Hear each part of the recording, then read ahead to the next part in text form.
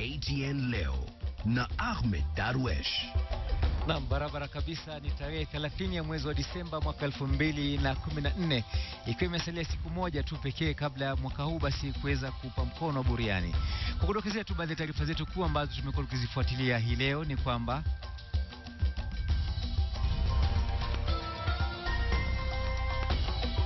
Bunge la Seneti laandaa kikao maalum cha kujadili sheria za usalama humu nchini.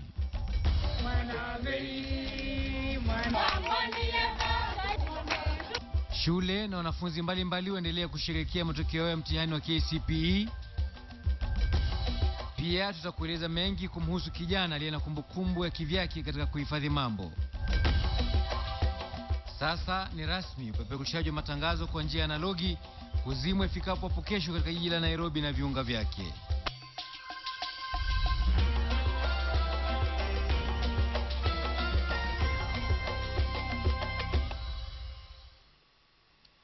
Naam, karibu kwenye taarifa zetu. Maseneta kutoka upande wa CORD watalazimika kusubiri hadi pale mahakama itakapotoa uamuzi wake kuhusiana na sheria ya usalama ya mwaka 2014. Spika wa bunge la Seneti aliafikia uamuzi huo katika kikao cha dharura, huku akitumia kigezo cha baadhi ya maseneta hao kwamba tayari walikuwa wamewasilisha kesi mahakamani kuhusiana na sheria hiyo. Kikao cha leo kilitawaliwa na iwapo bunge hilo lipo na uwezo wa kisheria wa kujadili sheria hiyo, upande wa Jubilee ukisimama kidete kwamba si sawa kwa wao kufanya hivyo. Maseneta kutoka upande wa CORD wanashikilia msimamo kwamba mswada huu unagusia masuala muhimu ya taifa hili ikiwemo serikali za kaunti, na ndiposa basi wametaka kuweza kulipigia msasa swala hilo.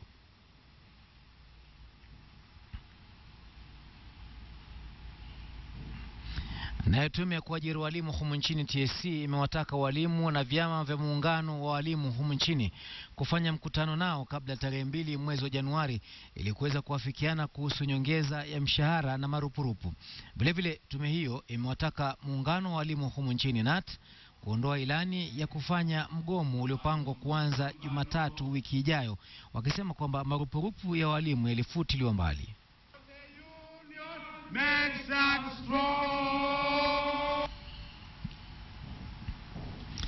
Naam, tukielekea katika masala yanayofungamana na kupeperushaji wa matangazo kwa njia ya kidijitali ni kwamba huku ikiwa imesalia siku moja tu pekee kabla ya tarehe ya mwisho kupeperusha matangazo katika runinga kwa mfumo wa dijitali, hapa jijini Nairobi wafanyabiashara na Wakenya kwa ujumla wamejipata wakifanya ununuzi wa vifaa hivyo katika dakika za mwisho kama ilivyo desturi yao.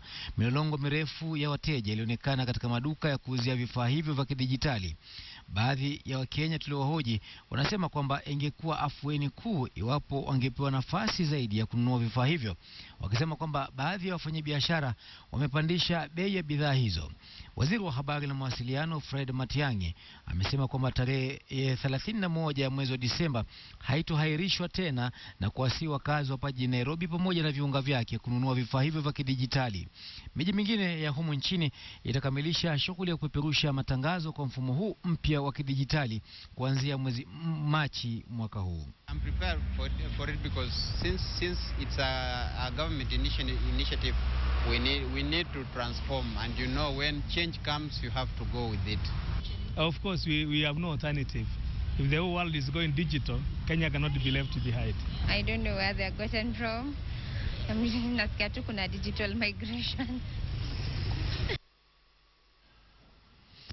Na mambo ya teknolojia hayo, mambo ya dijitali. Kanuni hayo ni kwamba tuelekee kwenye taarifa inayohusiana na sherehe za matokeo ya mtihani wa KCPE, ambapo wakati shule kadhaa za humu nchini zinaposherehekea matokeo ya mtihani wa darasa la 8, wenyeji wa Siaya hawakuachwa nyuma katika sherehe hizi. Mapema hii leo walijivunia matokeo ya kijana Russell Otieno Omondi aliyepata alama 440. Mwanahabari Victor Ogale na taarifa zaidi kutoka kaunti ya Siaya. Shule ya msingi ya Welo mjini Siaya mapema hii leo ilikuwa na shughuli tele baada ya wakazi wa mji huo kupata taarifa kuwa Russell Otieno Omondi alipata alama 440 na kuibuka miongoni mwa wanafunzi bora nchini waliofanya mtihani wa darasa la 8 mwaka huu. Kuanzia wahudumu wa bodaboda, walimu na hata wanafunzi wote waliimba nyimbo za sifa wakimpongeza Russell. In fact, after I had sent the first one and the message was replied, I sent it again because I could not believe it.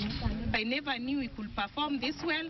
I never knew that he could fight with the giants who pay a lot of money in school.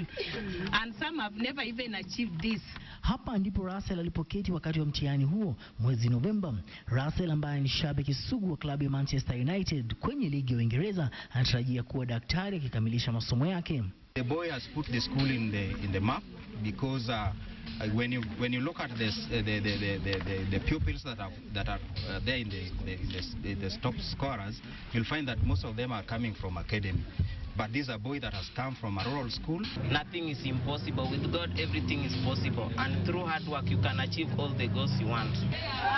Matokeo ya Russell kwa sasa ni kivutio cha wengi, lakini hii ndiyo taswira kamili ya maisha ya upweke wanayoyapitia Russell na familia yake. Babake Silas Otieno hana ajira na usalia kufanya vibarua jijini Nairobi ili kukimu familia yake ya watoto 5. Kwa mujibu wa Silas Otieno, sherehe hizi zitasalia kwa muda tu, kwani mbele yao wana kibarua cha kutafuta karo na mahitaji mengine ya shule ya sekondari mwaka ujao. Hajasoma shule moja mpaka amefika 8. Amebadilisha mashule kwa sababu ya pesa. Na hata nilikuwa nafikiria kwa moyo yangu, huyu mtoto ametia bidii, atafaulu kweli kulingana vile ameshabadilisha mashule. Na nimemrudishia shukrani. Kulingana na pesa, hakuangalia pesa na ameangalia shule. Alikuwa anasoma hata kuagiza. Na lilia tu kama unaweza pata ile taka ndogo ile ya kurecharge, uniletee niwe nikistadi nayo kila jioni. Gavana wa Siaya Cornel Sanga ambaye hakupitwa na mbwembwe hizo aliahidi kumsaidia babake Russell katika kulipa karo ya shule. We shall also try as much as we can with the little resources that we have to try with our bursary to help the young man. Katika shule ya Corando Learning Center ambayo ni shule ya kijamii, mwanafunzi bora Stephen Hayo Cheng alipata alama 423. Hii ikiwa ni mara ya kwanza kwa shule hiyo kufanya mtihani wa darasa la 8. Ni furaha iliyoje hapa katika kaunti ya Siaya kwenye shule ya msingi ya Awelo baada ya mtahiniwa kutoka shule hii kuzoa jumla ya alama 440. Victor Ugale, KTN, katika kaunti ya Siaya. Na taarifa ambazo zimenifikia hivi punde hapa studioni ni kuhusiana na ule uhamisho wa dijitali kutoka analogi hadi dijitali. Naarifiwa kwamba mahakama kuu imesitisha uhamisho huo, lakini kwa kina basi kuhusiana na taarifa hiyo utaipata hapo kwenye taarifa zetu za saa 3 kwa lugha ya Kiingereza. Kando na hayo, maisha ya jela huwa magumu mno kwa wafungwa ambao hujipata pabaya baada ya kukiuka kanuni za jamii. Na licha ya haya, mtahiniwa mmoja wa KCPE kutoka gereza la King'ong'o alistahimili yote hayo na pamoja na maisha magumu na kuweza kuibuka na alama 386. Abraham Githeki aliyeshtakiwa kwa kosa la mauaji miaka 3 iliyopita ana ndoto ya kuwa wakili baada ya kuhitimu kwake. Carol Nderi na ametuandalia taarifa hiyo kutoka gereza la King'ong'o.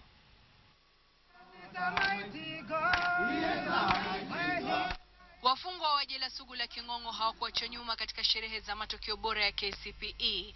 Abraham Githeki Mufea aliye na umri wa miaka 30 aliiletea King'ong'o sifa. Amebobea kwa alama 386. Haya akitajwa kuwa matokeo bora zaidi katika historia ya gereza hili.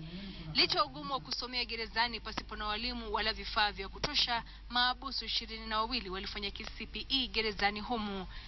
Humo darasani, Githeki anayesubiri kuamuliwa kwa kesi ya mauaji inayomkabili ananionyesha vitabu vyake na kueleza kiu yake ya kunawiri na kuwa wakili. Hajatikiswa na uwazi kwa shtaka la mauaji huenda likakatiza ndoto yake. I want to become a lawyer if everything goes well. Ndani ya chumba kimoja tunavutiwa na muziki na kushangaa vipi mahabusu wanapata fursa ya burudani safi. Hawa wanafanya mazoezi ya densi na watawatumbuiza wenzao tarehe 1 Januari. Wasimamizi wa gereza la King'ong'o wanasema mfungwa angali ni binadamu na anahitaji kupata haki zake za kibinadamu na mwanya wa kurekebika. Maktaba hii mpya inatumiwa na wafungwa wanafunzi japo usaidizi mwingi zaidi unahitajika. Moyo huwa mwema na hakuna asiyeweza kubadilika.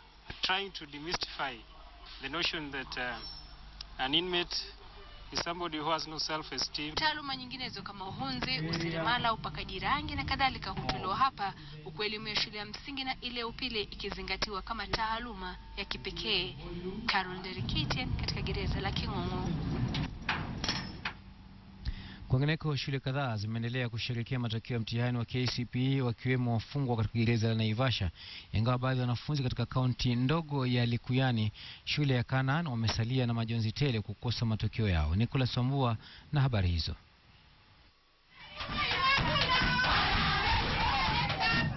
Ni ufunguo wa maisha mapya kwa mwanafunzi na mfungwa wa Njiku wa Maitha aliyefungwa katika gereza hili la Naivasha kwa miaka 4 kwa kosa la wizi. Na hii leo wenzake na maafisa wa gereza wakajitokeza kufurahia matokeo yake ya mtihani wa darasa la 8. Alijipa ushindi wa alama 394 kwa kutia hai azimio lake la kuwa daktari. Ukiperform vizuri, ukifanya vizuri, utabahatika na hii shule. Mnajua saa hizi kuna wafungwa ambao 6 wale walifanya form 4 vizuri na wakawachiliwa. Nako mjini Kitengela, wazazi na wanafunzi wa shule ya St. Liliana waliungana kusherehekea matokeo mema ya shule yao. Mwanafunzi wa kwanza wa shule hii alipata alama 430 na kuongoza wanafunzi 8 wa shule hii waliopata alama zaidi ya 400. Wanafunzi katika shule ya msingi ya High Peak Junior huko Naivasha na wale wa shule ya msingi ya Kreta hawakuachwa nyuma katika shamra hizi. Wanafunzi waliwaalika wazazi wao kushuhudia furaha yao kwa matokeo walioibua mwaka huu. Our pupils did very well. It was a very disciplined class. The teachers were selfless, they worked very hard, and I'm very happy. Parents and my teachers, because they have been very supportive all through the year. Nikilinganisha na mwaka jana, wanafunzi wetu wameweza kufanya vyema zaidi, kwa kuwa tumekuwa na zaidi ya wanafunzi 110 ambao wamepata zaidi ya alama 400. Hali ilikuwa tofauti katika shule ya msingi ya Canaan iliyo kwenye kaunti ndogo ya Likuyani baada ya wanafunzi kukosa matokeo. Walipotuma ujumbe kwa nambari iliyotolewa na Wizara ya Elimu, hawakupokea matokeo. Jana yangu tu mbele na nyuma na wenzao ikaharibika hivi. Nimesikia uchungu, mtusaidie tu kweli mbele ya Mungu. Mwenye anasimamia hii shule, tumekuja kwa shule tuchapata kila mtu. Tuchapata hata mwalimu hata mmoja. Tuko na huzuni sana. Kusomesha mtoto private na mimi ni mama mchana. Wazazi sasa wanaomba msaada kwa wasimamizi wa elimu kutafuta itilafu zozote zinazokumba matokeo ya wanao. Nicholas Wambua, KTN leo, Nairobi. Na familia moja kutoka mjini Garissa ina kila sababu ya kutabasamu baada ya watoto wao 3 wa kike kupata zaidi ya alama 400 katika matokeo ya mtihani wa KCPE. Mbali na kufurahia matokeo hayo, pia ilikuwa ni jambo la kujivunia, kwani wasichana wengi kutoka Garissa hulazimika kukatiza masomo yao na kuozwa mapema wakiwa bado katika shule ya msingi. Hamza Yusuf alijumuika na wasichana hao na kutuandalia taarifa ifuatayo. Umi Mohamed, Sumea Yusuf na Balkaisa Hassan ni wanafunzi kutoka eneo hili la kaskazini mashariki mwa Kenya, ambapo wana kila sababu ya kutabasamu baada ya kupokea matokeo yao ya mtihani ya KCPE. Balkaisa ana alama 406, Umi alama 402 na Sumea akapata alama 382. Ni matokeo ambayo yalipokelewa vyema si kwa familia ya wanafunzi hao pekee, bali katika kaunti nzima ya Garissa. Really, my mom did her best to make me read all the time. She told me to be a hardworking girl, and I promised her to not let her down. In the morning, we used to wake up 5 in the morning. When we are very sleepy, we used to go out in the stage when it's very cold. But now I'm very happy I've achieved my dreams. Wao wanasema wana bahati ya kuhitimu masomo ya shule ya msingi, kwani baadhi ya marafiki zao wameozwa wakiwa na umri mdogo. Itikadi ya jamii hizi za Wasomali zinaamini wavulana ndio magwiji wa mambo yote, na pia wana uwezo wa kulinda mali na mifugo kuliko wasichana. Wazazi wa wanafunzi hao hawangeficha kujivunia matokeo ya watoto wao. If you educate a girl, you have educated the community. But if you educate a boy, you have educated him alone. Wasichana hao watatu waliapa kumaliza dhana kuhusiana na mtoto wa kike hana nafasi ya elimu katika jamii hii na kuahidi kufanya vyema zaidi mashinani.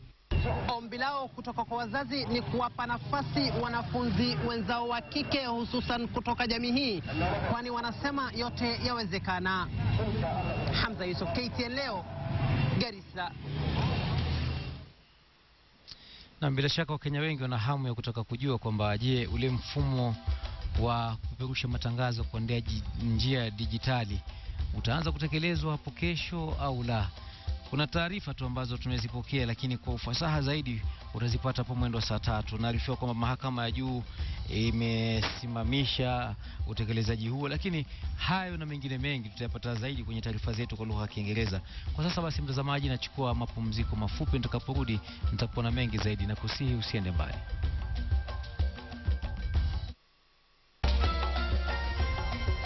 Tatizo ni kwa wanakijiji ni kwamba wanapojinunulia vocha za simu wabidi basi wakae mbali na kijana huyu kabla ya kufichua nambari ya siri, la sivyo fedha zote za simu ama zingeweza kuingia kwenye simu yake. Mashirima Kapombe basi na maelezo zaidi kutoka huko Marakwet Kaskazini. Ni katika kijiji cha Kobil, Marakwet Mashariki, tunapokutana na Samuel Yatich akijumuika na wenzake. Yeye ana ujuzi wa aina yake ambao uligunduliwa wakati matumizi ya simu za rununu yalipopamba katika eneo hili. Wale walikuwa karibu na yeye, so ukiscratch kati yako anaweza angalia tu safari moja na aende kando, ana feed, na ukiona kwa message ile ukiendelea kufeed message ile utapata inaandika imetumika. Yatich aligundua ujuzi wake wa kukumbuka maandishi na nambari alizoziona alipokuwa mchanga katika shule ya msingi, wakati maziwa ya Nyayo yalikuwa kivutio kwa kila mtoto. Akapea sisi maziwa ya Nyayo, akasema ukisoma unapata 2 mwaka wa 86. Hiyo ni darasa la 2. Nikachukua mkono juu, nikasoma, yakapea mimi 2 mpaka 3. Japo hakupata nafasi ya kwenda shule ya upili kutokana na ugonjwa wa kifafa, Mola hakumwacha bure. Mwenye anashika wa kwanza yake airtime ni yake. Miongoni mwa wenzake, ripota wetu Masi Kandie alitoa vocha ya simu na kuwapa muda sawa wa kuangalia nambari na kuweka kwa simu zao. Aya, 10 seconds, mwenye anaangalia hii namba airtime ni yake. Yako imeingia? 23 12 28 2788. Aya, sawa. 9382 0766. Kipawa chake anasema sio tu cha vocha, kwani anakumbuka nambari za usajili za magari na hata pikipiki anazoziona, kiasi cha kuwa alisaidia katika kupata pikipiki iliyoibwa. Siku moja kulikuwa na bodaboda ilikuwa nilipo kwa huko Kabiako. Akapita hapa. Sijakuwa na hiyo. Mwingine akasema nilikumbuka hiyo namba ilikuwa KMPC. Tukapata hiyo bodaboda mpaka tukapata kwa njia ya Kapsora Road. Kama mimi ningekuwa hapa sasa, ningekumbuka hiyo bodaboda mpaka tunachua hiyo namba tuwapiga mbele ya Eldoret. Mpaka watu wanashika hiyo mtu. Ujuzi wake umemsaidia kwa kiasi kikubwa kupata fedha kutoka kwa wale wanaopenda kushuhudia kipawa chake, kwani hana kazi. Hata hivyo, anasisitiza kuwa hajawahi kutumia kipawa chake kumuibia mwenzake. Mashirima Kapombe, KTN leo. Karibu tena kwenye safu ya KTN leo michezo. Baada ya kuwa na msimu uliofana wa ligi kuu ya kandanda humu nchini, hii leo ilikuwa ni zamu ya marefa kuweza kujitosa uwanjani na kuonyesha umahiri wao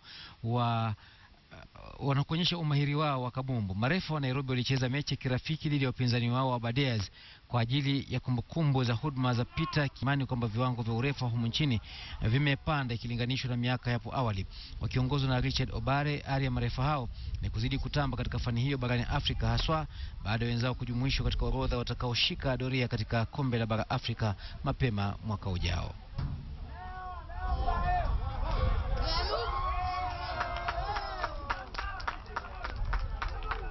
Once the House of Football Fraternity is a Premier League for 15 years. So I know where we started up to Mali tuko sasa. Tuko very high. And you can see how we are getting appointments mechi za nje. That can show you that CAF wameona ya kuwa Kenya at least wamefika somewhere. Na mkufunzi wa Ivory Coast Hervé Renard ametaja kikosi chake cha wachezaji 23 ambacho kitashiriki kwenye kipute cha dimba la bara Afrika mwaka 2015 kule Equatorial Guinea. Mababe hao wa Cote d'Ivoire hawatakuwa pamoja na mshambulizi Didier Drogba ambaye alijiuzulu Agosti mwaka huu. Moses Wahisi na taarifa hiyo. Baada ya kujikatia tikiti kwenye finali ya dimba la bara Afrika, huku mechi ya mwisho ya kufuzu ikamilika baada ya sare tasa dhidi ya Cameroon, mkufunzi wa Ivory Coast amewataja wachezaji 23 watakaowakilisha kikosi chake pale taifa lao litakapokuwa linatafuta ubabe wa soka Afrika. Hata baada ya mashabiki wengi kutarajia kurejea kwa Didier Drogba na Didier Zakora, wawili hao ambao walitangaza kujiuzulu kwao hawatakuwepo katika kikosi cha Ivory Coast. Hata hivyo, mibabe wa ligi kuu ya Uingereza ikiwemo Yaya Toure, Kolo Toure, Cheick Tiote na Wilfred Bony wanatarajiwa kubeza wapinzani wao pale kipute hicho kitakapong'oa nanga. Kiungo Yaya Toure ndiye atakayekuwa nahodha wa kikosi hicho, huku nduguye Kolo Toure akiwa amekiri kustaafu kwenye dimba la taifa baada ya kipute hicho kukamilika. Wachezaji wengine wanatarajiwa kumakinika ni pamoja na mchezaji wa Hertha Berlin Solomon Kalou na mshambulizi wa AS Roma Gervinho. Ivory Coast iko katika kundi D pamoja na mahasimu wa jadi Cameroon, Mali na Guinea. The Elephants wamewahi kutwaa taji la bara Afrika mara moja pekee, ikiwa ni mwaka 1992, na watajaribu kutafuta ufanisi kwenye kipute kitakachoandaliwa Equatorial Guinea kati ya tarehe 17 Januari na tarehe 8 Februari. Moses Wahisi, KTN Michezo. Naam, ni hayo tu kwa sasa. Mimi ni Ahmed Darwesh nikikutakia usiku mtulivu. Kwaheri.